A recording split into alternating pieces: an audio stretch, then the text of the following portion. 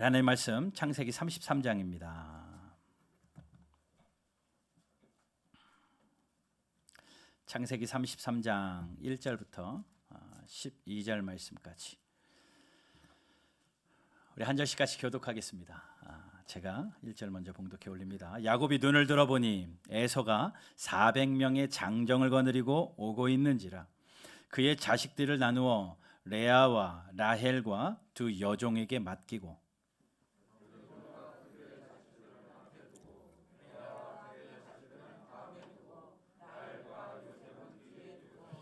자기는 그들 앞에서 나아가되 몸을 7번 땅에 굽히며 그의 형 에서에게 가까이 가니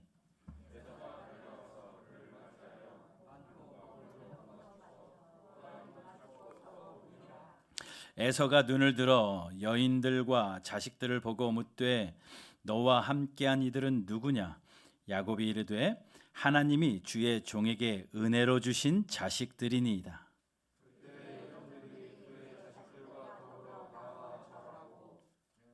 레아도 그의 자식들과 더불어 나와 절하고 그 후에 요셉이 라헬과 더불어 나와 절하니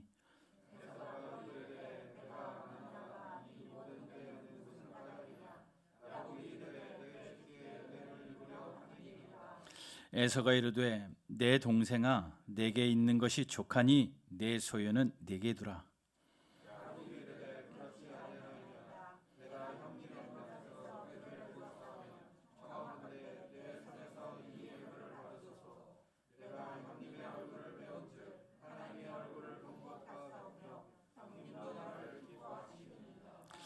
하나님이 내게 은혜를 베푸셨고 내 소유도 족하오니 청하건대 내가 형님께 드리는 예물을 받으소서 하고 그에게 강권함에 받으니라.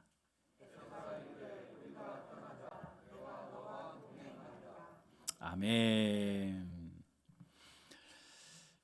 12절 말씀이 이렇습니다. 에서가 이르되 우리가 떠나자 내가 너와 동행하리라. 이 말을 다르게 각색하면 이렇게 들려요. 사랑하는 동생아, 그동안 고생 많았지. 그 세월이 20년입니다. 형하고 그 팥죽 한 그릇 때문에 틀어졌고 아버지에게 축복받는 일 때문에 틀어졌고 형이 분노에 차서 그 야곱을 죽이려고 할 때 야곱이 도망간 그 세월이 20년입니다. 20년 동안 한 번도 만난 적도 없고 그 마음에 그리움도 있었을지 모르겠지만 참 풀리지 않았던 답답한 마음을 가지고 20년이 지난 이날에 형이 이야기하는 거예요. 동생아, 그동안 고생 많았지. 우리가 함께 가자. 내가 너와 동행하겠다. 다르게 이야기하면 내 동생아, 이제 우리 함께 살자. 함께 가자. 화해 메시지입니다. 쉽게 읽히는 것 같아요. 그냥 쭉 읽다 보니까 참 쉬운 일 같지만 현실을 생각해 보면요 엄청난 일이에요. 여러분 누군가랑 싸워서 등 돌려서 화해하는 게 정말 쉽던가요? 평생 철천지 원수같이 등지고 살았던 사람과 화해하는 일들이 그리 쉽지만은 않습니다.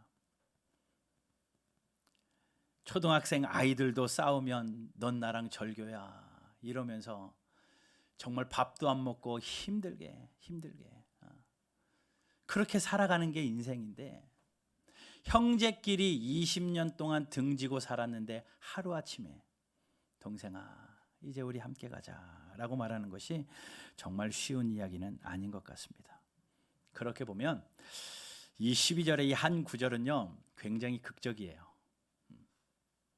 굉장히 극적인 이야기, 쉽게 일어날 수 없는 극적인 이야기가 오늘 본문에 기록되어 있습니다. 지난 20년을 한번 상상해 보십시오. 야곱이 얼마나 힘들었겠습니까? 고향을 떠났잖아요.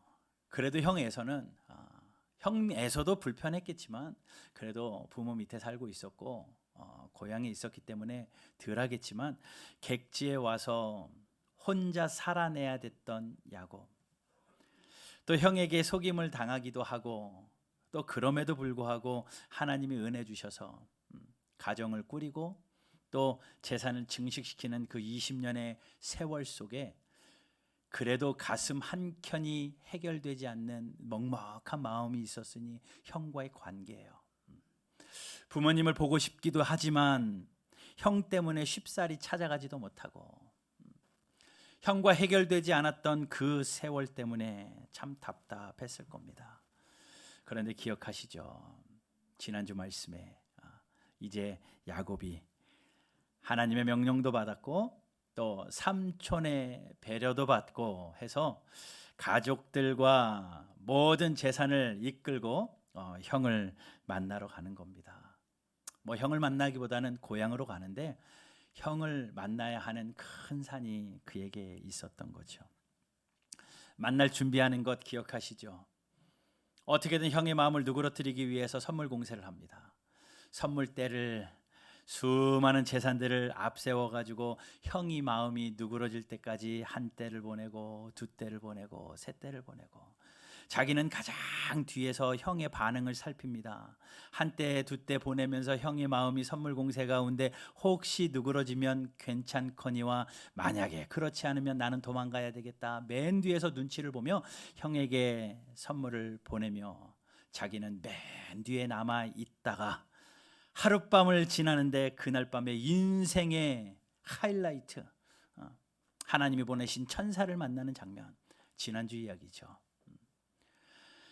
밤새도록 그 천사와 씨름을 합니다. 야곱은 자기의 뜻을 주장하여 어떻게든 내 뜻대로 살려고 했던 그 야곱의 욕심이 거기에 있었고, 하나님은 어떻게든 그 천사를 통하여서 야곱의 뜻을 꺾어버리려고 했지만 그 야곱이 얼마나 강하고 독했던지 천사가 져요.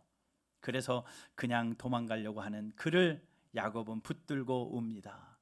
그날 밤을 지나고 보니 하나님 앞에 내가 지는 게 이기는 거구나 라는 것을 깨달았어요.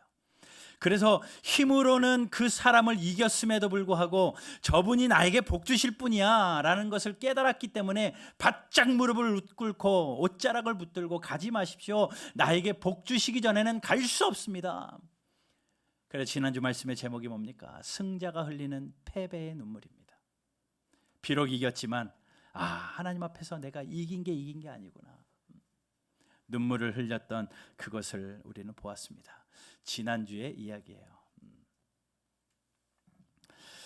삼촌 집을 와서 20년 동안 14년 동안은 아내들을 얻기 위한, 또 나머지 6년 동안은 자신의 재산이 증식되어지는 그 기간을 지나고 나서 돌아가는데, 출발할 때 엄마가 한 말을 기억하나요? 야곱을 잽싸게 형의 칼날로부터 피해서 삼촌 라반의 집으로 보내면서 엄마 리브가가 그 야곱에게 했던 말이 있습니다. 창세기 27장 45절인데 우리 말씀을 한번 제가 읽어볼게요. 내 형의 분노가 풀려 내가 자기에게 행한 것을 잊어버리거든 내가 곧 사람을 보내어 너를 거기서 불러오리라. 무슨 이야기입니까? 야, 형이 화가 좀 누그러지고 형이 너한테 한 그 모든 일들이 좀 잊혀지거들랑. 세월이 지나면 잊혀지지 않겠느냐? 잊혀지면 내가 사람을 보낼게. 사람을 보내면 너 그때 그 사람하고 같이 우리 집으로 이제 돌아오라 라고 엄마가 이야기를 하는 거예요. 그런 야곱은 출발하면서 이 약속 하나 붙들고 갑니다. 엄마가 언제 나를 오라고 할까? 그런데 20년 동안 엄마가 오라고 하는 사람이 오지 않았어요. 엄마 리브가가 아들 야곱을 잊은 걸까요? 어떻게 자기가 아파 낳은 자식을 잊을 수 있겠습니까? 그 엄마가 야곱을 잊은 것은 아닐 것 같아요. 왜 보낸 종이 오지 않았을까 생각해 보면 이유는 이거죠. 아직 형이 용서할 만한 마음의 준비가 되어 있지 않은 거예요. 엄마가 보니 둘이 부딪혔다가는 큰일 날 것 같습니다. 그렇기 때문에 계속 그 시간을 미뤘던 거죠. 아직 그러니 해결된 게 아니에요. 엄마가 보내는 사람이 오지 않았으니 아직 해결되지 않았는데 하나님의 명령에 또 삼촌의 배려에 이제 형을 만나러 가는 게 아직 그쪽 상황은 모르지만 뭔가 해결되지 않은 것 같지만 자기 입장에서 준비되어 출발을 합니다. 그러니 형 만나러 가는 것이 얼마나 불안하겠습니까? 불안하기 때문에 여러 가지 자신만의 계획을 가지고 장치를 세우고 형을 만나러 가는 거죠. 그런데 그날 밤에 천사와 밤새 씨름을 하고 난 다음에 허벅지 관절이 어긋난 그는 아침이 되어서 저기 건너편에서 형이 400명을 이끌고 오는 것을 보고 자기가 준비한 그 앞에 대열 제일 앞으로 쩔뚝쩔뚝 걸어 나갑니다. 그것이 33장 1절의 이야기죠. 야곱이 눈을 들어보니 에서가 400명의 장정을 거느리고 있는지라. 400명을 거느리고 오는데 저렇게 많은 사람들을 거느리고 오는 것을 보니 왠지 싸움을 걸 것 같고 전쟁을 할 것 같기에 이제 그는 자기가 할 수 있는 마지막 방법을 취하는 거예요. 자식들을 나눕니다. 그리고 2절 보세요. 여종과 그의 자식들은 맨 앞 세우고 그 다음 그룹에는 레아와 그의 자식들, 그 다음 그룹에는 라헬과 요셉을 두고 순서대로 세 그룹을 나누어서 대열을 정하고 그 다음에 3절 보니 자기는 그들 앞에서 나가되, 어저께 밤 같으면 맨 뒤에서 어떻게 하나 지켜봤을 야곱인데 그날 밤에 하나님을 만나고 인격적으로 경험을 하고 나니 그가 변한 거예요. 그래서 맨 앞으로 나아가서 형에게 갑니다. 그가 변했습니다. 여러분, 하나님을 이렇게 인격적으로 만난 사람은 변해야 한다라고 지난주에 말씀을 드렸죠. 근데 하나님을 인격적으로 만나면서 야곱에게 일어났던 한 가지 현상이 있는데 하나님의 약속이 생생하게 다시 기억되기 시작하는 거예요. 여러분, 하나님을 만나면요, 그런 은혜가 있어요. 하나님을 인격적으로 만나면 그 하나님이 나의 아버지로, 나의 개인적인 나의 하나님으로 인격적으로 경험되어지고 나면요, 우리에게 깨달아지는 한 가지가 있는데 그 하나님이 나에게 주신 약속이 나에게 생생하게 기억되어지고 들려지다라는 겁니다. 그 약속이 없었나요? 하나님의 약속은 늘 있었습니다. 그런데 내가 너무 바쁘게 살다 보니 그 약속을 잊고 살았어요. 그런데 하나님을 만나고 보니 그 하나님의 약속이 다시 되살아나는 겁니다. 그날 밤을 지난 야곱이 하나님과 인격적인 그 만남 가운데 하나님이 나에게 주신 약속이 다시 선명하여지고 생생하게 들려지는데 그 약속 때문에 그는 힘을 내기 시작을 하는 겁니다. 하나님이 그에게 했던 약속이 뭔데요? 많은 약속들이 있었겠지만 베델에서 하나님이 꿈에 나타나서 하신 약속 우리는 분명히 기억하고 있습니다. 28장 15절이에요. 창세기 28장 15절, 내가 너와 함께 있겠다라는 약속이죠. 내가 어디로 가든지 너를 지키겠다라는 약속이죠. 너를 이 끝으로 이 땅으로 돌아오게 하겠다라는 약속입니다. 그리고 돌아올 때까지 내가 너를 지키겠다라고 하나님이 하신 약속. 그러니 형이 무서워서 감히 갈 생각도 못했던 야곱이요, 이 하나님의 말씀이 기억되어지니까 아하, 하나님이 돌아오게 한다고 했지, 하나님이 지켜주신다고 했지. 그러니까는 지금까지는 형의 칼이 무서웠는데 하나님의 약속이 생생하게 들리고 나다 보니 형의 칼이 무섭지가 않은 거예요. 왜요? 내가 가야 할 곳은 저기고 하나님이 약속하셨는데 이 가는 길을 지키시겠다고 했고 반드시 돌아오게 하겠다 했으니 그래, 하나님이 지키실 거야. 왜 칼이 없겠느냐? 왜 형이 나를 공격하지 않겠느냐? 괜찮다. 그래도 하나님이 지키신다고 했으니 하나님이 반드시 나를 지키실 거야. 그 믿음이 확실해지니까 삶이 변하는 거예요.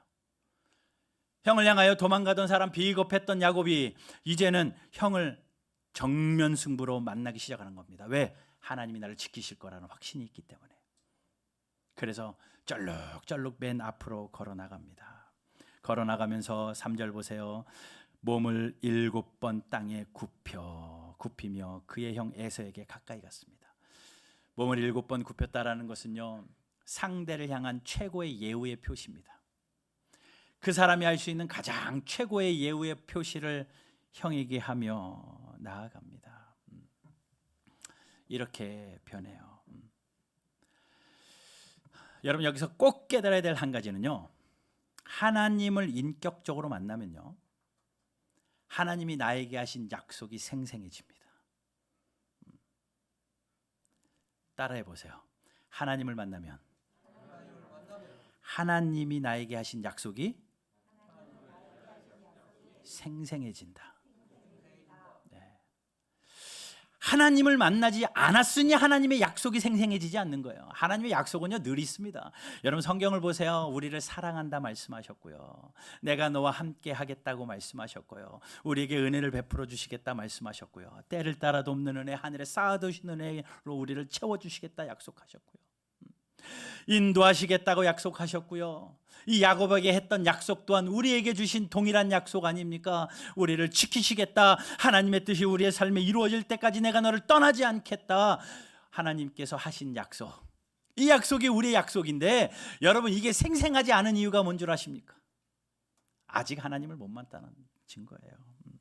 이 약속이 우리에게 피부에 와닿지 않는 것은 인격적으로 하나님을 만나지 못했기 때문에 그렇습니다. 겉도는 신앙생활이죠.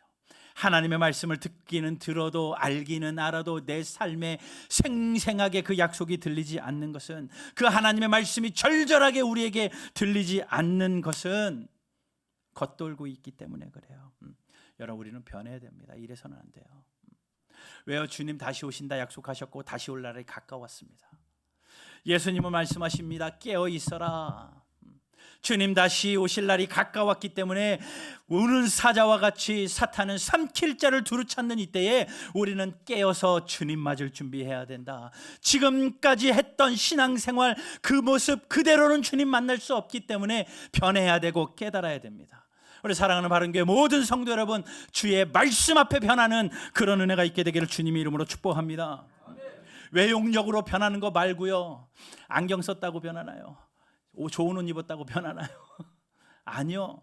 우리의 외형이 아무리 변하고 아무리 바뀌어도 하나님을 만나지 않으면 인격적으로 변하지 않고 우리의 인격의 변화는 내가 할 수 없습니다. 여러분 이 악물고 한번 변해보려고 하십시오. 이 악물고 그래 내가 인격이 변해야겠다, 내일부터 착해져야겠다. 여러분 우리가 그렇게 쉽게 변하는 사람들입니까? 절대 안 변합니다. 하나님을 만나지 않으면 안 변해요. 하나님 아니면 안 돼요. 하나님이 아니면 내가 변하지 않고 하나님이 아니면 내 옆 사람이 변하지 않기 때문에 우리는 하나님 만나야 됩니다. 여러분 이 시간 하나님 앞에 무릎을 꿇으세요. 다른 날 필요 없습니다. 하나님 나를 만나 주십시오. 하나님 야곱을 만나서 야곱이 변화되어졌던 것처럼 하나님 주님 다시 오실 때까지 교회 문턱만 받는 성도 되지 않게 하시고 주님 만나 내 삶이 변하는 내가 되게 하여 주십시오. 그렇게 기도하고 그 삶이 변화되어 하나님 앞에 영광 돌리는 저와 여러분들 되기를 주님의 이름으로 축복합니다. 이대로는 안 됩니다. 야곱의 바뀌는 건요 바로 이런 거였어요. 이렇게 바뀌었던 겁니다. 그런데 어쩔 수 없는 인간이었나 봐요. 어쩔 수 없는 인간인가. 그렇게 변했음에도 불구하고 하나님 앞에서 정말 많이 결단했죠. 변했음에도 불구하고 참 여전히 남아있었던 인간적인 모습이 야곱에게 엿보입니다. 그날 아침을 맞이하고 형을 만나는데 그 대열을 보세요. 맨 앞에다가 여종과 아이들, 여종이 난 자식들. 이 여종들은 뭡니까? 아이를 낳지 못하다 여종을 통하여 낳은 그 자식들. 그 다음에 두 번째 그룹에는 얼떨결에 얻은 아내 레아와 자식들. 그리고 세 번째 그룹에다가는 자기가 정말 사랑해서 14년을 수일같이 여기며 얻어냈던 라헬과 그의 아들 요셉 맨 뒤에 놓습니다. 그 순서가 느껴지세요? 사랑하는 사람 맨 뒤에 놔두고 제일 덜 사랑하는 사람 맨 앞에 놓은 거예요. 형이 먼저 싸움을 걸면 피해를 보더라도 앞에서 피해보고 뒤에 있는 사람들 붙잡고 뛰든지 아니면 야 빨리 도망가, 어떻게든 자기가 사랑하는 것을 아끼고 챙기는 모습, 인간적인 모습이지만 여전히 하나님을 만나고 하나님 앞에서 변화되었음에도 불구하고 여전히 남아있었던 인간적인 생각과 인간적인 모습들, 야곱에게 남아있습니다. 누가 이 야곱에게 돌을 던질 수 있겠습니까? 우리 다 그래요. 하나님의 은혜를 받고도 여전히 버리지 못하는 우리의 고집이 있습니다. 하나님의 은혜를 받고도 여전히 버리지 못하는 세상적인 습관들이 있어요. 하나님의 은혜를 그렇게 받고도 여전히 내가 놓지 못하는, 내가 이 땅에 사랑하는 것들이 있다고요. 끊어내지 못하는 것들이 있다고요. 변화의 물결 속에서, 하나님의 변화의 물결 속에서도 여전히 붙잡고 있었던 나의 아집. 여러분, 우리는 그것까지도 내려놓을 수 있는 용기가 있어야 할 줄로 믿습니다. 아이고, 야곱도 못했는데 나는 당연히 못하지요. 괜찮다, 괜찮다. 그게 아니라 하나님, 시도해 보겠습니다. 도와주십시오. 하나님, 내가 하나님의 말씀 듣고 내 삶으로 가면 이 상아리 마치 다시 되돌아갔던 인간적인 모습들이 있는데 하나님, 노력해 보겠습니다. 결단해 보겠습니다. 하나님 도와주십시오. 예, 여러분, 모든 것 다 쥐고 살 수는 없습니다. 하나님 사랑하고 세상 사랑하는 것 두 손에 다 쥐고 살아갈 수는 없는 겁니다. 모든 것 다 누리면서 살 수는 없습니다. 주님 사랑하고 세상 사랑하며 세상 것 다 누리면서 주님 사랑하는 것, 그렇게 살 수는 없는 법이에요. 하나님은 그렇게 섬길 수 없습니다. 하나님과 재물을 둘 다 섬길 수 없다라고 성경은 이야기하잖아요. 여러분, 우리 주님 사랑하기 위하여 결단한 것은 결단하고 또 나의 고집을 포기할 것은 포기해내는 그러한 결단력 있는 그리스도인들 다 되기를 주님의 이름으로 축복합니다. 자, 그날 밤이 지나고 그 아침이 맞아서 야곱이 형을 만나러 가는데 이제 그 극적인 만남이 이루어집니다. 대열을 이루고 맨 뒤에서 앞으로 쩔뚝쩔뚝거리면서 형 앞에 가서 절을 하며 형 앞에 섰을 때 왜 두렵지 않겠습니까? 혹시 무슨 일이 일어나면 어떡할까? 형이 나에게 첫 마디가 무엇일까? 20년 만에 나를 만났는데 형이 뭐라고 할까? 저 옆에 차고 있던 칼을 뽑으면 어떡할까? 불안합니다. 그런데 형 태도가 이상해요. 34절 보세요. 에서가 달려오기 시작을 합니다. 그를 맞이합니다. 야곱을 맞이해요. 쩔룩거리며 다가오는 동생을 맞이합니다. 뭐예요? 끌어안습니다. 그리고 목을 어긋 맞춥니다. 이게 꽉 끌어안았다는 얘기죠. 그리고 그와 입 맞추고 울기 시작을 합니다. 형이 울기 시작하니 동생도 따라 울기 시작하고, 아무 말 하지 않았는데 야곱과 에서가 그렇게 아름다운 날이 시작돼요. 이렇게 화해가 될 수 있었던 이유가 뭐라고 생각합니까? 에서가 착해서요? 아유, 그래도 형이 낫다. 에서가 착해서요? 아니요, 그거는 아닌 것 같아요. 어쩌면 400명을 이끌고 출발했다라는 것은 한번 해보자라는 그러한 속셈도 분명히 있었을 것 같습니다. 에서가 야곱의 선물 공세에 넘어가서요, 정말 수많은 가축들이 떼를 지어서 부를 보니, 나에게 주는 저 선물들을 보니 마음이 녹아서요, 아니요, 그도 아닌 것 같아요. 왜냐하면 그 이후의 말씀을 보면 나도 재산이 충분하니까 이거 필요 없으니까 다 가져가라, 동생에게 이야기하는 거죠. 9절 보세요. 9절. 에서가 이르되 내 동상아, 내게 있는 것이 족하니 내 소유는 내게 둬라. 필요 없다, 나는 이런 선물. 나도 너만큼 부자다, 라고 이야기하는 거예요. 여러분, 둘이 화해하고 울 수 있었던 결정적인 요인은 딱 두 가지라고 생각합니다. 먼저는요, 하나님의 만지심이에요. 하나님이 그 사람들의 마음을 만지셨습니다. 하나님의 은혜입니다. 자, 보세요. 그 전날 밤 하나님이 야곱을 찾아가셔서 만져주셨어요. 인격적인 관계를 통하여서 그에게 하나님의 약속이 생각나게 하고, 하나님의 약속 앞에 더 이상 형은 두려운 존재가 아니라 나는 하나님을 두려워할 사람이요, 형 앞에는 내가 무릎을 꿇고라도 나가야겠다, 하나님이 나를 책임지실 거라는 확신 가운데 그냥 마음을 열고 형 앞으로 가는 야곱, 만지심이 있었어요. 그런데 그날 밤에 야곱을 만지시면서 동시에 형을 향하여 분노가 하늘에 치솟아 있었던 그 에서 또한 하나님이 그 마음에 왜 안 찾아가셨겠습니까? 하나님이 양쪽의 마음을 찾아가셔서 이쪽에서는 야곱을 만지신 하나님께서 에서의 마음 속에서도 그의 마음을 하나님께서 어루만지셨습니다. 동생을 향하여 마음이 누그러질 수 있도록, 화가 해결될 수 있도록 하나님이 어루만지셨기 때문에 그 마음이 움직여져서 이렇게 화해할 수 있었던 것이요, 하나님의 은혜 아니면 일어날 수 없는 일입니다. 자, 하나님 편에서는 하나님의 은혜 때문에 이 일이 일어났는데 인간 편에서도 또 하나의 요인이 있어요. 뭐냐면 용기입니다. 먼저 형 앞에 무릎 꿇을 수 있는 용기. 네가 나에게 무릎을 꿇었느냐? 그래, 내가 네 손을 잡아주겠다라고 하고 그 용서를 받아줄 수 있는 용기. 여러분, 우리는 누군가에게 용서를 구하는 것도 참 못하고요, 누군가가 나에게 용서를 구했을 때 참 그것 또한 받아들이기 쉽지 않아요. 꽝꽝 다쳐가지고 누군가에게 손 내밀지도 못하고 손 잡지도 못하는 그러한 어리숙한 일들이 우리에게 얼마나 많은데요. 그런데 손을 내밀 수 있는 용기가 있었고 손을 잡아줄 수 있는 그 용기가 있었기 때문에, 하나님의 은혜와 인간의 용기 때문에 화해가 일어난 겁니다. 화해가 일어난.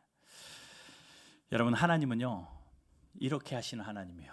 그들에게 용기도 주시고 또 은혜도 주시고 해서 화목하게 살게 하시는 것이 하나님의 뜻입니다.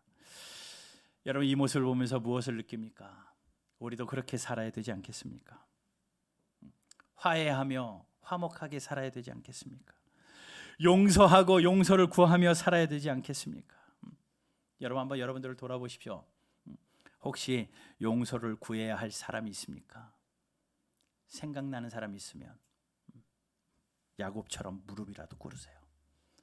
내가 다른 것은 다 해도 무릎은 못 꿇는다, 그런 아집이 우리에게 아직 있죠.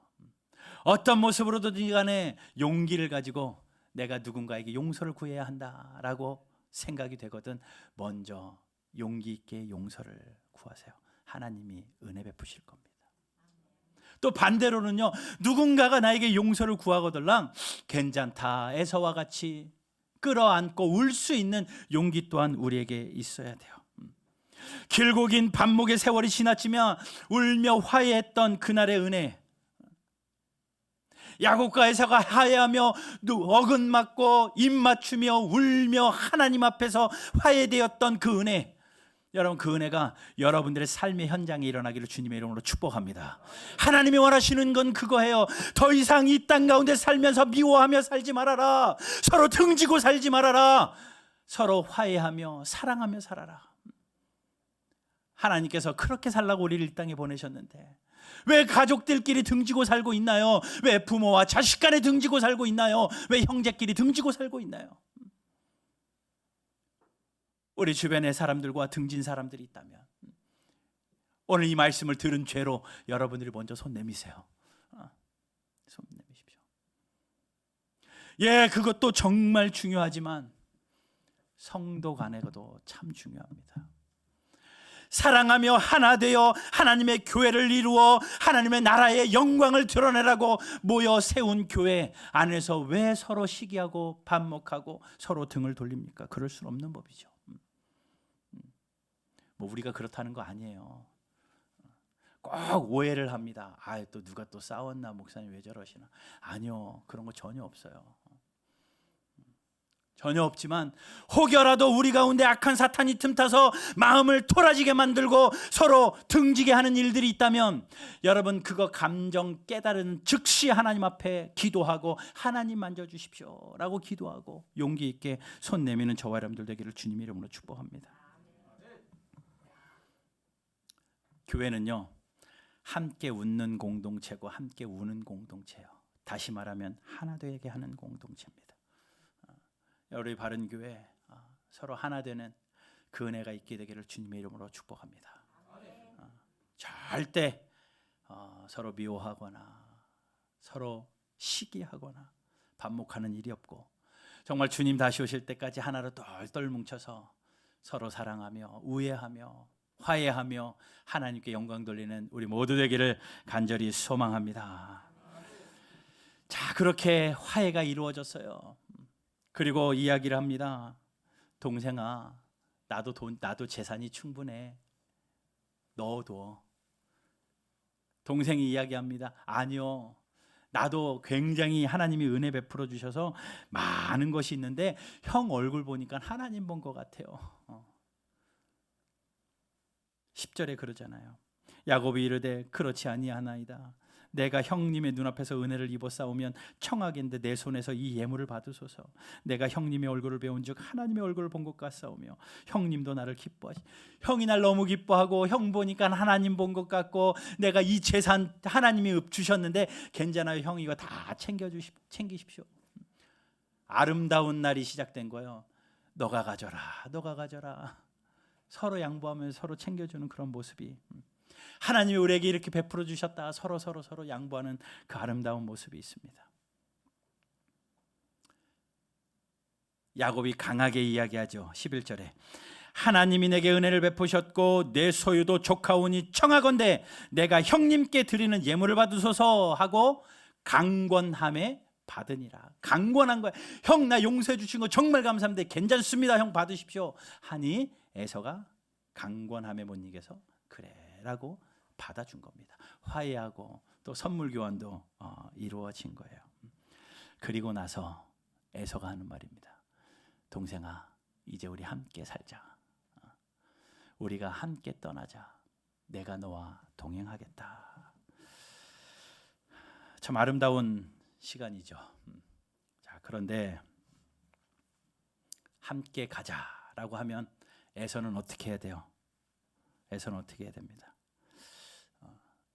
네, 형 고맙습니다. 야곱이죠. 네, 형 고맙습니다. 같이 가야죠. 그런데 야곱이 이야기하는 거예요. 고마운데 형하고는 같이 못 가겠어요 라고 이야기합니다. 우리 읽지 않은데 13절 보세요. 야곱이 그에게 이르되 내 주도하시거니와 내 자식들은 연약하고 내게 있는 양떼와 소가 새끼를 데리고 있은즉 하루만 지나치게 몰면 모든 떼가 죽으리이다. 자, 형이 400명을 끌고 온 장정들은요 잘 훈련된 사람들이기 때문에 굉장히 빠른 속도로 돌아갈 수 있어요. 그런데 우리 자식들은 아직 어리고요. 또 우리 소떼나 양떼 아직 새끼 밴 애들도 있고 그래가지고 형의 속도를 따라서 형과 함께 갈 수는 없습니다. 그러니 형 먼저 가세요. 내가 뒤따라갈게요 라고 이야기해요. 굉장히 좋은 핑계 같고 그도 그럴 것 같습니다. 야곱이 그 이야기를 듣고 에서가 그 이야기를 듣고 이제 헤어져 떠나기 시작을 합니다. 그런데 그 말을 한 야곱의 마음에는 어젯밤에 하나님이 나를 통하여 만나시고 나에게 말씀하셨던 그 약속이 생생하거든요. 그런데 그 약속은 뭡니까? 내가 너를 돌아오게 하리라. 내가 너를 돌아올 때까지 떠나지 않고 반드시 이루겠다라고 약속하셨으니 돌아가야 할 곳이 어디예요? 베델이에요. 베델이에요. 그런데 형이 가자고 한 데는 어디냐면 베델이 아닌 세일이라는 땅입니다. 형이 살고 있는 동네 세일이라는 곳으로 가자요. 그러니 그곳으로 가면 안 됩니다. 왜요? 하나님이 가라고 한 약속한 그곳으로 가야 되는데 어떻게 형 좋다고 형 따라갈 수 있어요? 그런데 형을 등질 수 없으니 형에게 가장 좋은 핑계를 대는 겁니다. 형 못 따라가니까 먼저 가세요. 내가 형 뒤 따라갈게요. 한번 지도를 보여주세요. 조금만 확대해 주시면 맨 밑에가 브엘세바에서 출발을 했어요. 야곱이. 그리고 하란은 맨 꼭대기입니다. 맨 위인데 거기서 쭉 내려와서 파란 글씨로 얍복강 있죠. 거기서 지금 화해가 이루어진 거예요. 그리고 그 밑으로 초록색 줄 있죠. 거기가 세일입니다. 이제 에서는 글로 돌아가요. 그런데 야곱은 어디로 가야 되냐면요, 강 왼쪽에 베델 보이시죠? 거기로 가야 돼요. 그러니 가는 방향이 달라요. 그러니 형 따라갈 수 없습니다. 그러니 형을 먼저 보내놓고 자기는 그래도 나는 하나님이 약속한 곳으로 가야 될 사람이지 잊지 않고 가요. 그런데 여기서 가는 길에 어디를 들르냐면요, 그 바로 얍복강 옆에 숫곳이라는 곳에 당도하게 됩니다. 숫곳에 딱 당도하니 거기 파란 줄이 강가거든요. 강변은 언제나 오른법이잖아요. 강변에 사시는 분 계세요? 강변은 언제나 아름답습니다. 집에서 강 뷰가 있으면 일단 됩니다. 숫곳에 가서 딱 보니까는 너무 살기가 좋아. 베델로 가야 되는데 베델 가자고 하고 형을 따돌렸는데 숫곳에 딱 오고 보니까 그 땅이 너무나도 좋은지라 사람 살기 너무 좋아요. 그래가지고 한번 보세요. 16절. 이날에 에서는 세일로 돌아가고 이제 따로 가는 거예요. 17절. 야곱은 숫곳에 이르러, 볼펜 있으면 동그라미 좀 쳐서요. 자기를 위하여 집을 짓고, 자기를 위하여 집을 짓고, 또 그의 가축을 위하여 오리간을 짓고, 그곳의 이름을 숫곳이라고 하였다. 자, 숫곳이라는 곳에 딱 오니까 너무 좋아가지고 집 짓는 거예요. 거기다 왜 집죠? 베델 가려고 형하고도 헤어졌잖아요. 하나님 약속하신 곳 가려고 헤어졌잖아요. 어젯밤에 하나님의 약속이 생각나서 예, 하나님 베델로 가겠습니다 라고 형하고도 헤어졌는데 왜 거기다가 집 져요? 그거 너무 좋았거든요. 너무 집이 좋아요. 그리고 우리 가축들이 여기 살면 너무 좋겠어요. 푸른 초장도 있었죠. 강가도 좋죠. 너무 좋아서 그곳에 집을 지었습니다. 엄청난 실수를 한 거예요. 거기에 머물러 버려. 베델로 가기도 전에. 그리고 나서요, 조금 옆으로 자기의 장막을 확장합니다. 이제 세겜으로 가요. 18절 말씀부터 보세요. 야곱이 밧닷 아람으로부터 평안히 가나안 땅 세겜 성읍에 이르러. 너무나도 평안한 거예요. 형하고도 해결됐죠. 예? 그리고 재산도 충족이 됐죠. 가족도 꾸렸죠. 살고 싶은 집도 지었죠. 우리도 지었죠. 다 너무 좋아요. 너무 평안하니까 점점 지역을 넓혀서 세겜까지 가게 됩니다. 근데 세겜에서도 또 집 져요. 세컨 하우스. 또 집 져요. 거기다가 집을 짓고, 거기다가 땅을 사고, 19절 보세요. 땅 사고 집 짓고, 땅 사고 집 짓고, 자기의 반경을 점점 넓혀가고 있는 야곱. 이러면 돼요, 안 돼요? 이러면 돼요, 안 돼요? 가야 할 곳이 있었잖아요. 그는 베델로 가야 되잖아요. 하나님이 약속하셨잖아요. 너는 이곳으로 돌아와야 된다. 예, 그곳으로 가겠습니다 하고 형하고 화해하고 형과 등 돌린 다음에 평안하다 보니까, 살만하다 보니까 세상이 눈에 들어오는 거예요. 살만하다 보니까 내 집 져야 되겠고, 살만하다 보니까 내 가축들 위하여 집 져야 되기 때문에 거기에 주저앉았습니다. 그러면서 속으로는 그랬겠죠. 예, 하나님 나중에 갈게요. 예, 하나님 좀 이따 할게요. 우리가 잘하는 이야기잖아요. 예, 우리가 지금 잘해야 됩니다. 아이고 좀 이따 할게요. 우리가 잘하는 이야기잖아요. 지금 이곳이 지금 좋사오니 여기다 집 좀 짓고요. 이거 우리가 하는 이야기잖아요. 여러분, 야곱이 숫곳에다가 자기의 집을 지어놓고 자기를 위하여 자기의 진지를 구축할 때 무슨 일이 일어나는 줄 아십니까? 숫곳에서 어떤 일이 일어나신 줄 아세요? 34장에 나오는데 다음 주에 무슨 일이 일어나는지 다음 주에. 절대 34장 읽지 마세요. 꼭 그러면 더 보고 싶어가지고 막. 절대 34장 읽지 마시고 그냥 궁금한 채로 다음 주에 오세요. 뭔 일이 있었을까? 하나님이 약속한 땅 가다가 말고 자기가 좋아서 집 짓고 있었던 사람에게 무슨 일이 일어났던가. 막 궁금해만 하시고 절대 예습 같은 거 하지 마시고 평소에 하던 대로 하세요.